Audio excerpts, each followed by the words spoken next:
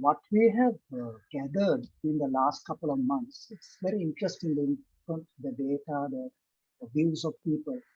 I, for one, I feel that COVID-19 has kind of, made us look at life, look at our community, look at the country, look at other communities differently. And we have kind of come of age, or we have got kind of maybe educated through COVID-19.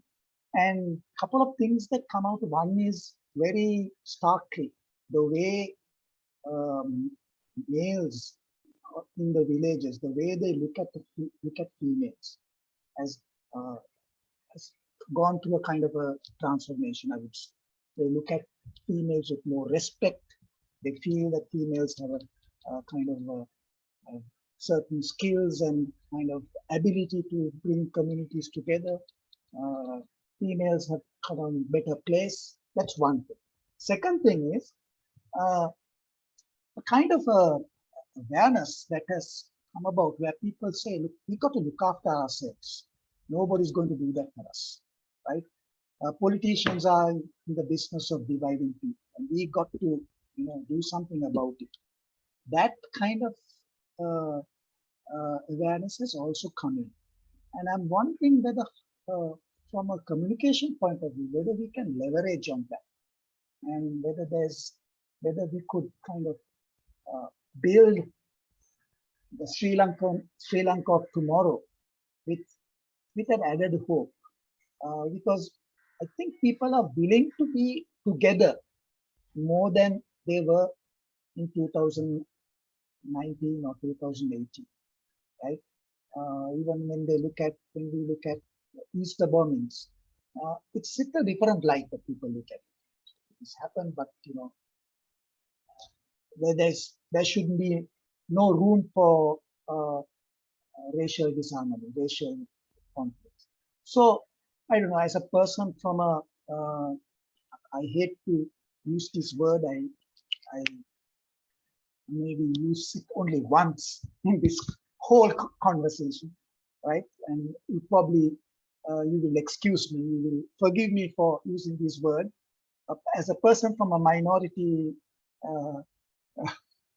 community, do you think that there would be kind of better relations between different communities, different ethnicities, or do you think we'll go back?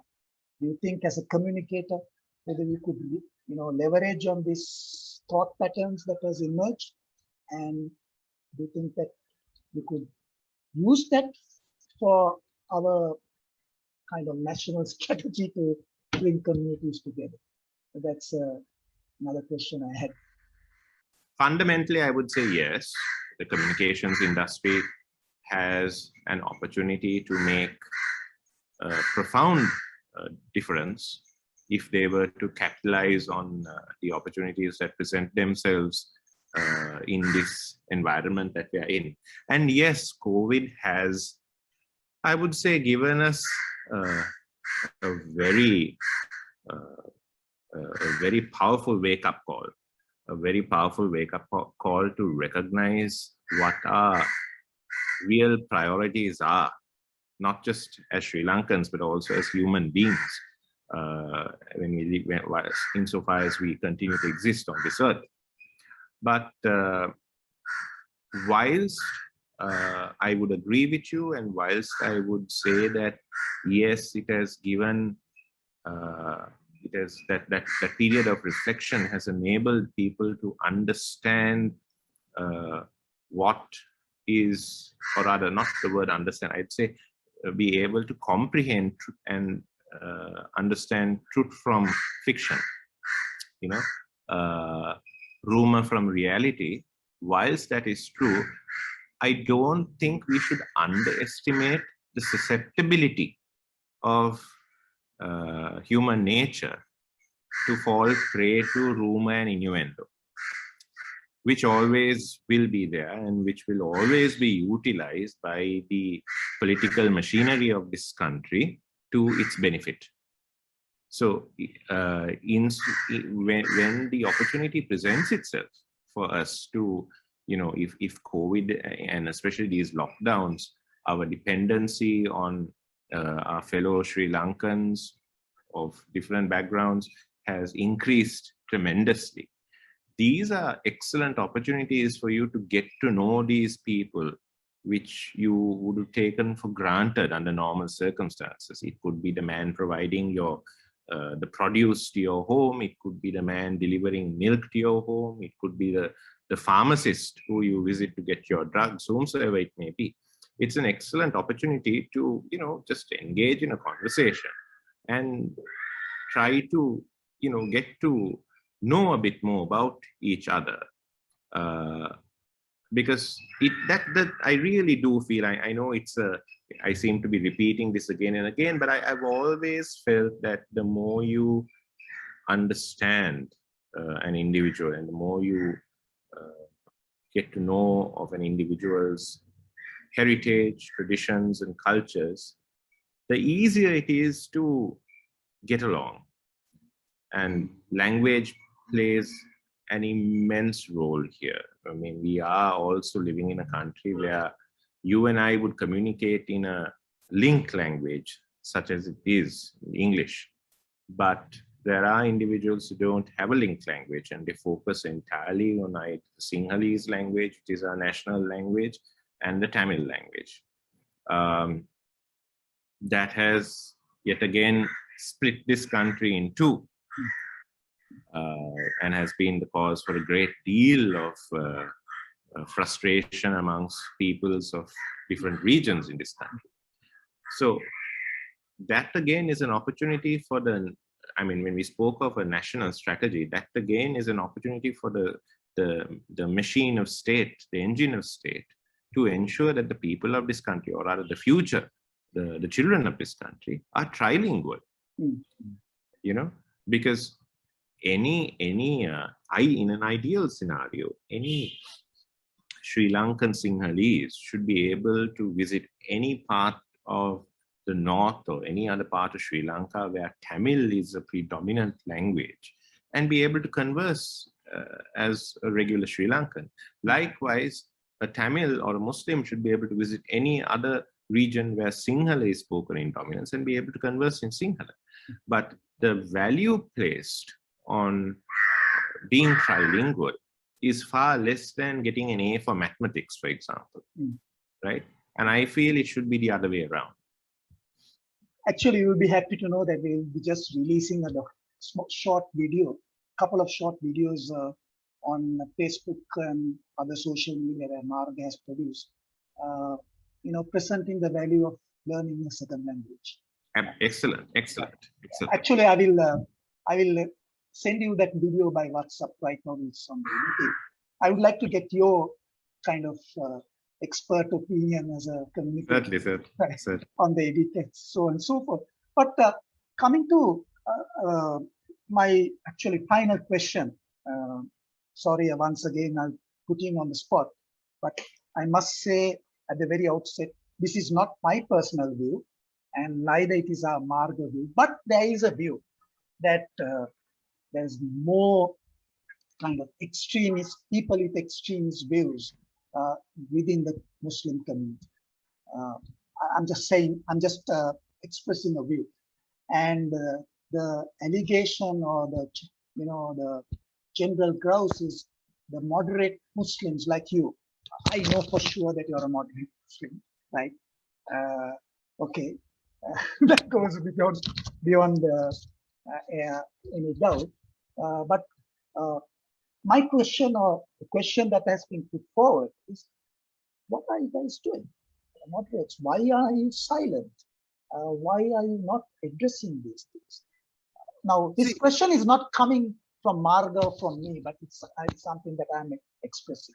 I understand. Yeah. See, first of all, I mean, let's be honest here. Extremism isn't rooted with one particular community. You find extremism with every community, not just in Sri Lanka, but all over the world.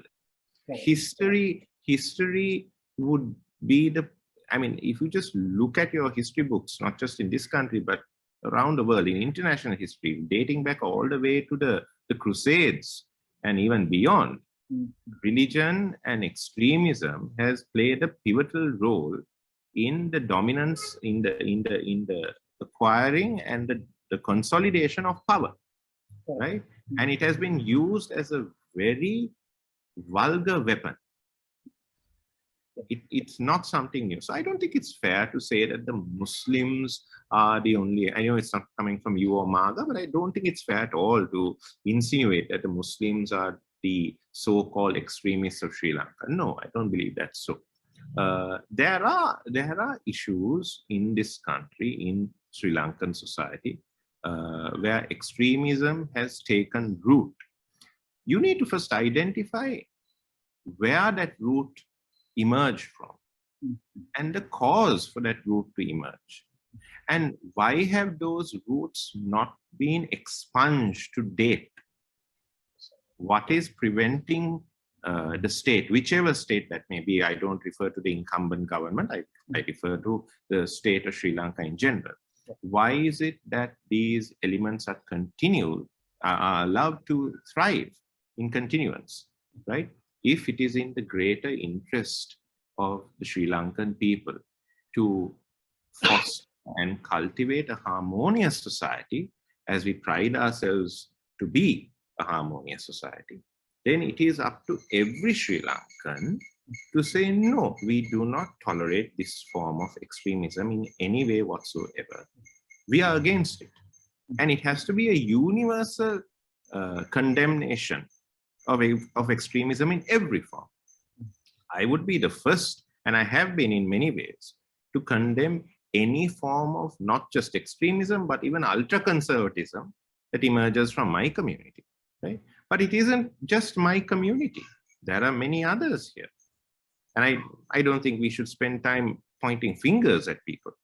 So I think what's important is to recognize that we as a nation have over, I think we are close to upon 75 years as an independent nation now, as a democracy.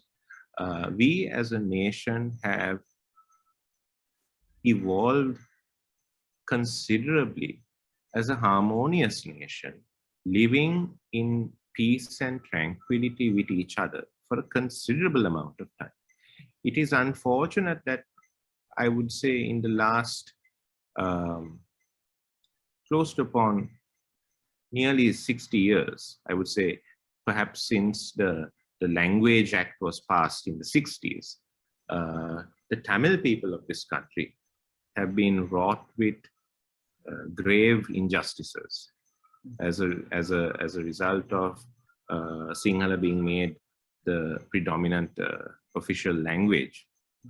And that has obviously led to other issues that the Tamil community has faced, grave issues, issues to which they have not received viable solutions to date, right? Which is why, you know, the dialogue continues, so to speak. So I think it's more important that people in general come together and say, look, we recognize one another as Sri Lankans, but not, and recognizing each other as Sri Lankans and not as individuals of other denominations. It doesn't matter when your ancestors arrived in this country, whether it was 10 years ago or 200 years ago, it's of no consequence whatsoever. If you're born in this country and you're a Sri Lankan by birth, that is all that matters, which means your inherent rights and privileges must be protected and upheld. It's as simple as that. So if that is the spirit in which we can all move forward, then it would be very, rather, it would be less of a challenge to prevent any form of extremism and to build a society that we can all be proud of.